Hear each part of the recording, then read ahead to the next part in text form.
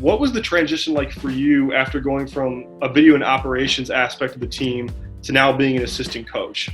I think the transition I thought was seamless because of the relationships that I had with the guys on the team. I thought when that happened last summer, I was obviously we had Dan in the program, so he was able to take over operations, and we had so much help in the office too that we're able to take on that responsibility. But the relationships is what matters. I was just, the biggest difference is now I was able to get on the court and work with these guys, and that was seamless because of the relationships that I had built being on staff here since Coach got here.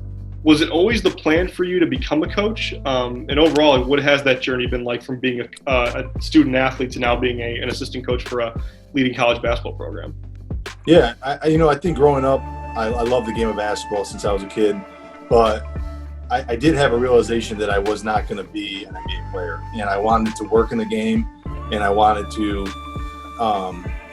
be a coach. I wanted to be able to be on the court and be work in the game for as long as I could. And that was a big decision. A big reason that I went to Syracuse was I just felt like being surrounded by Coach Boeheim and his staff. I felt like that experience could really benefit me. And then obviously the different steps since then have led me to Marquette.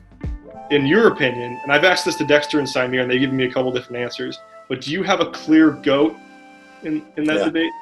Okay. So I'm a huge LeBron James fan. I think my issue is I don't think people truly appreciate him and appreciate the player that he is, because I think when we bring up GOAT, right, people protect who they protect. Whether it's Dexter protecting Kobe because he was a Kobe fan and Kobe was great, whether it's people that are my age or older that protect Jordan, right?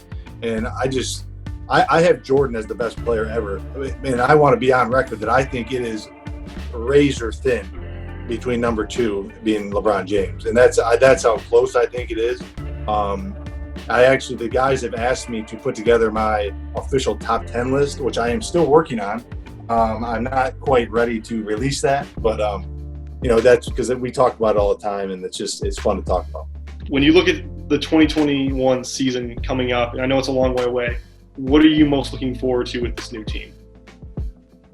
Well, first and foremost, just looking forward to getting together, right? We've been apart for a long time, and rightfully so because of everything that's happening in the world. But it's just exciting to get the group back together, to kind of start gelling, start coming together as a team. I think that's what I'm most looking forward to. We have a lot of new guys. There's going to be some new roles, but I think it's going to be a situation where guys are going to be incredibly refreshed because they were able to be away, to be with family.